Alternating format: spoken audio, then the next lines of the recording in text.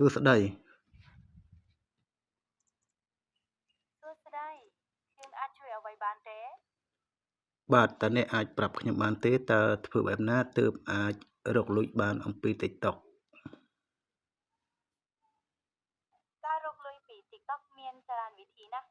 ដូចជាការធ្វើវីដេអូផ្សព្វផ្សាយផលិតផលការចូលរួមកម្មវិធី TikTok Creator Fund ឬក៏ការ Live ដើម្បីទទួលបានកាដូពីអ្នកទស្សនាតើអ្នកចាប់អារម្មណ៍លើវិធីមួយណាជាងគេ ចុះតើនៅប្រទេសកម្ពុជាអាចរកលុយបានពី TikTok ដែរឬទេបាទនៅប្រទេសកម្ពុជាក៏អាចរកលុយពី TikTok បានដែរ